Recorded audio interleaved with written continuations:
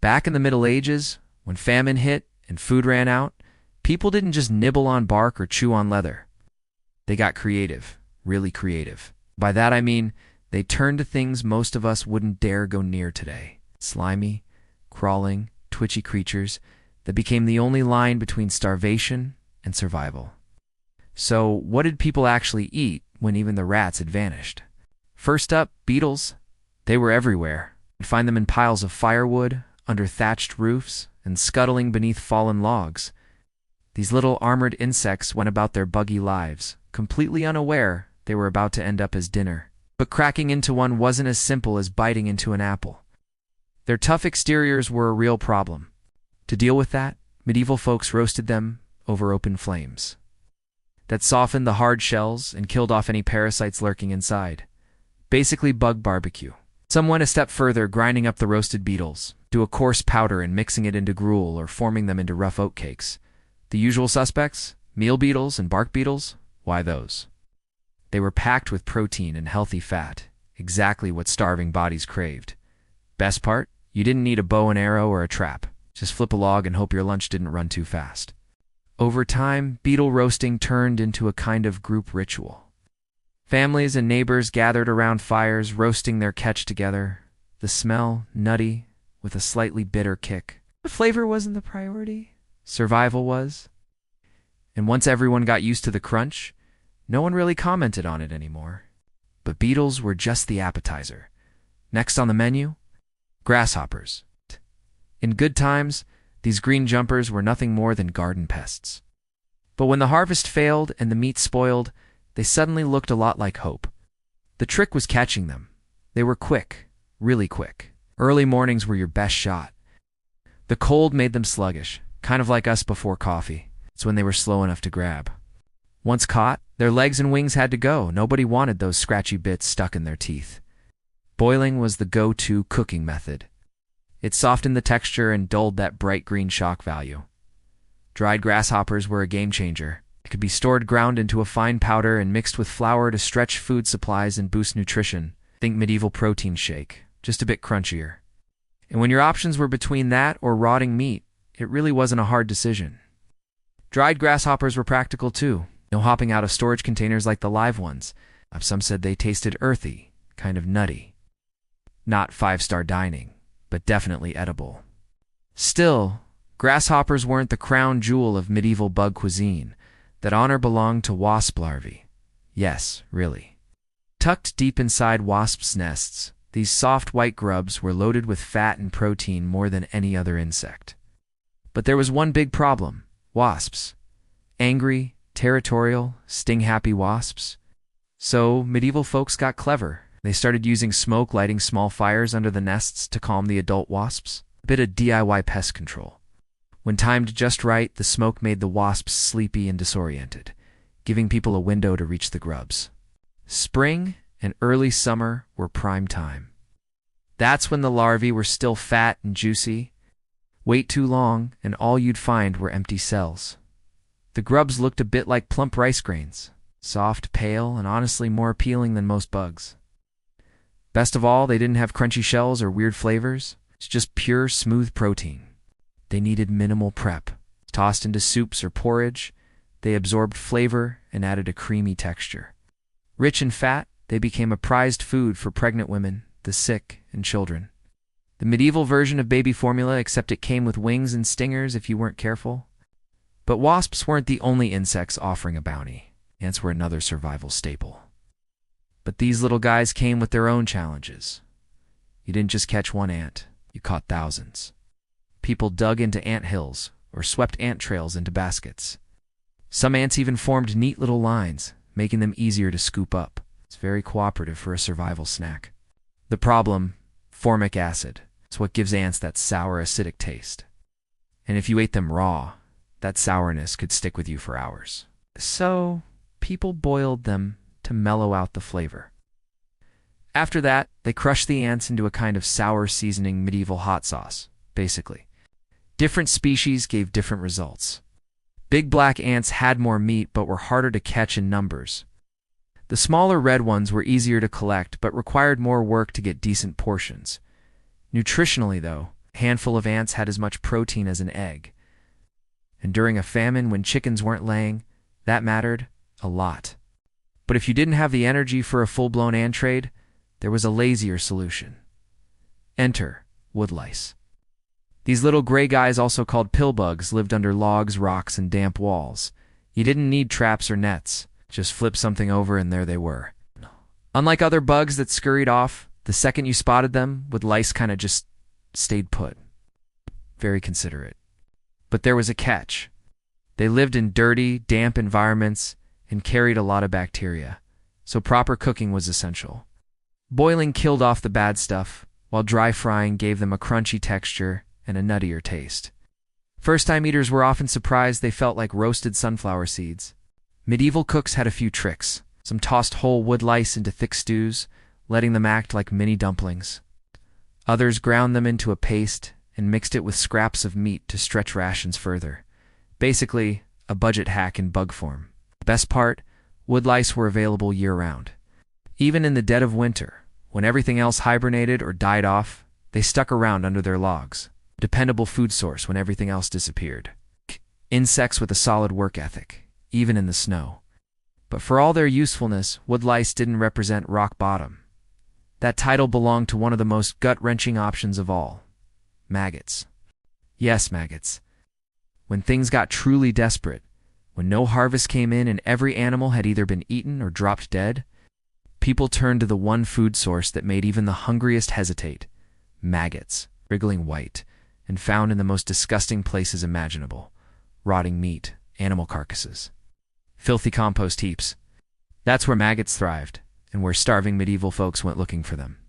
The decision to eat maggots wasn't made lightly. Even in the Middle Ages, people had standards, but starvation doesn't leave room for pride. The fat content in maggots was incredibly high, and in times of famine, that could mean the difference between life and death. Still, collecting them was an exercise in mental endurance. The smell alone was enough to make you gag. Then you had to reach into that slimy, squirming mass of decay and scoop them up. Some people just couldn't do it. Hunger had its limits, and maggots pushed right past them. Washing became absolutely critical. People rinsed them multiple times, sometimes in wine, if they could spare it, trying to remove as much filth as possible. But no matter how many rinses, the psychological barrier remained. You knew exactly where they came from. Cooking helped, at least mentally. Boiling maggots killed parasites, sanitized the meat, and turned the wriggling mass into still pale lumps. It was the only way some could bring themselves to eat it, and surprisingly, once cooked, they weren't awful. Rich, creamy, full of fat, still disgusting, but technically edible. Even so, many couldn't hold it down. Vomiting right after eating was common, a tragic waste of precious calories. The body needed the food, but the brain rejected it. It was the cruel irony of survival, finding something rich enough to keep you alive, but repulsive enough to make you throw it up. But maggots weren't even the riskiest thing people ate. That title, caterpillars.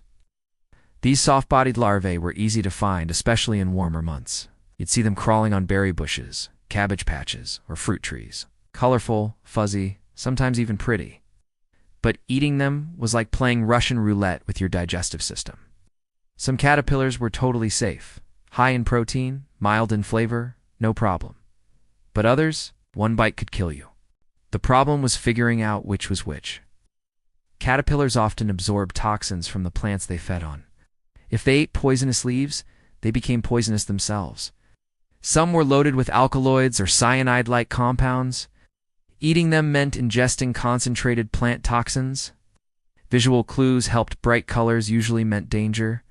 Fuzziness or spines often indicated irritation or burning sensations. But there were exceptions, and medieval people didn't always know the difference. Local communities sometimes passed down knowledge about which species were safe, but even then, it wasn't foolproof. One mistake could end a life. Timing mattered too. Caterpillars spoiled fast, faster than any other insect. Their soft bodies decomposed in just a few hours during warm weather. You had to catch, clean, and cook them immediately. There was no storing caterpillars for later. It was kachandi, or don't eat at all. Taste varied wildly. If a caterpillar had been munching on fruit, it might be pleasantly sweet. If it had been gnawing bitter leaves, it could taste like medicine and dirt. You truly were what you ate, especially when what you ate had eaten other things. Still, when famine came, people took the risk, because sometimes nature dropped protein out of the sky. Locusts. These weren't just occasional bugs flitting through fields. Locust swarms were biblical in scale. They blacked out the sky, covered entire landscapes, devoured crops with ruthless efficiency, and in doing so, they delivered a strange gift. Protein by the ton. It was a disaster, and a feast rolled into one. Catching locusts during a swarm didn't take skill. You just had to be there. People used nets, cloths, or even their bare hands. Kids ran through fields with baskets, whacking bushes, and collecting handfuls at a time. It was chaotic, exhausting, but unbelievably productive. Processing all those bugs became a community effort. Wings and legs had to be removed. Locusts needed to be cooked or dried fast, or they'd spoil in the summer heat. It turned into an insect assembly line. One group cleaned, another boiled or roasted, and others spread them out to dry in the sun. Once dried, locusts could last for months. Some were ground into powder and added to flour for baking. Others were roasted whole and eaten like crunchy snacks. People said the taste was nutty and surprisingly decent. But these swarms were unpredictable. They came without warning and vanished just as fast. When they hit, smart communities processed as much as they could because they didn't know when the next protein source would arrive. In some regions, locusts became so valuable they were traded. Villages that had been hit by a swarm could dry and store locusts, then barter with nearby towns that missed the harvest. Famine had created an entire underground economy of bug trading. But not all insect protein required chasing swarms or raiding anthills. In fact, one of the most common sources of bug-based nutrition was something people consumed daily without even realizing it. It lived in the flour. I see. Medieval grain storage wasn't exactly hygienic. Wheat sat in sacks or wooden bins for months at a time. It attracted all kinds of bugs, beetles, moths, weevils. These insects laid eggs directly in the grain. Their larvae grew inside kernels, hollowing them out. Some even spun cocoons in the sacks. But the real kicker, no one could separate them from the grain. Stone grinding crushed everything grain, bugs, larvae, and eggs. All of it got pulverized together. That's what went into your flour. The result? Bread that was technically enriched with extra protein. Not by design, just by circumstance. During normal times, people might try to sift out the bugs. But during famines, that would be wasteful. Every little bit of nutrition counted. Bugs became part of the bread by default. And you couldn't taste them. They were too small. Once baked into loaves, they vanished into the dough. No legs, no wings, no creepy crawly textures, just an invisible boost of protein. Accidental? Yes, but undeniably helpful. In fact, that bread might have saved countless lives. Because while people put huge effort into catching, cooking, and cleaning visible insects, they were already eating bugs every single day through the food they thought was clean. It was the hidden help they never asked for, but absolutely needed. All of this paints a clear picture. Survival in medieval times wasn't about taste. It was about creativity, courage, and a stomach of steel. From the sky-darkening swarms of locusts to the invisible insects baked into your bread, every bug became a lifeline. But even that wasn't always enough. Because when the insects ran out or couldn't be caught in time, desperation pushed people to places even darker than the damp logs and compost heaps they once relied on. When even the bugs were gone or couldn't be found fast enough, people in the Middle Ages had no choice but to take even more desperate measures. Survival became a test of sheer willpower, not just against hunger, but against everything that made them human: disgust, fear, and even morality. Because when famine reached its lowest point, people didn't just eat bugs. They sometimes ate things that weren't meant to be food at all. But even before crossing those grim lines, they pushed insects to their absolute limits. They ate anything that crawled, buzzed, or squirmed, anything that might give them one more day, one more ounce of strength, one more chance. And surprisingly, despite how horrifying it sounds to us now, the nutritional science behind it was solid. Insects were powerhouses of survival. It's full of protein, fats, amino acids, even trace minerals. They were like tiny, wriggling emergency rations that happened to be everywhere if you had the guts to eat them. People learned to rely on what nature provided, however repulsive or unpredictable. From the crispy crunch of roasted beetles to the fatty smoothness of wasp larvae in porridge, every part of the insect world became part of the medieval diet. Sometimes even the waste wasn't wasted. Take cockroach-like insects, for example. Filthy, absolutely. But some people figured out that if you raised them in clean environments away from waste and filth, they were less risky. Certain species were crushed and boiled for extracts believed to help with illness or increase energy during famine, kind of like medieval bug broth. Whether it worked or not, well, people believed it enough to keep trying. It wasn't just about nutrition, it was about hope. Because any food symbolized the will to survive, and when people gathered around fires, sharing grasshopper stew or grinding locusts into flour, it wasn't just about feeding their stomachs, it was about fighting back against the darkness, saying, "I'm still here." It's easy to laugh or gag at the idea now, but back then, it was the difference between watching your child grow another day or watching them fade from hunger. When you're staring down starvation, your idea of food changes very quickly. And if you think this was a strange footnote in history, think again. In many parts of the world today, insect eating is still a normal, accepted practice. Not because people are desperate, but because insects are genuinely efficient, sustainable sources of nutrition. Crickets, mealworms, grasshoppers, they're raised commercially in places like Thailand, Mexico, and even parts of the US. There are protein bars made from cricket flour, chips made from roasted mealworms. It's a growing niche in global food production. In fact, many scientists now argue that the future of food may depend on us embracing what the past already knew. Insects require far less water and land than livestock. They emit fewer greenhouse gases, and they reproduce like bugs. They could become the backbone of sustainable food in the 21st century. Just like they were the backbone of survival in the 14th. But back then, it wasn't a trendy protein alternative or an eco-friendly choice. It was pure necessity. It came with serious risks. Because not all bugs are safe. Even today, many insects can carry parasites, bacteria, or toxins. You can't just go out and start collecting insects off the sidewalk and call it dinner. Preparation matters. Cooking matters. Knowledge matters. Medieval people learned that the hard way. Through trial, error, and tragedy, some bugs made people sick. Some made people hallucinate. Some simply killed. But the alternative, doing nothing, was worse. So they kept experimenting, kept risking it, kept hoping they'd find the one insect that wouldn't kill them, but might just save them. They learned how to smoke wasp nests, dry grasshoppers, boil ants, and bake beetle-laced bread. They built knowledge around which bugs could be stored, which needed to be eaten fresh, and which could be used to feed the sick or the young. These weren't random choices. They were survival strategies, and they worked. Insect eating didn't just keep individuals alive, it kept entire communities alive through wars, plagues, crop failures, and brutal winters. Of course, it wasn't perfect. It never could be. Bugs couldn't replace whole crops or livestock. They were supplemental stopgaps between famines and harvests.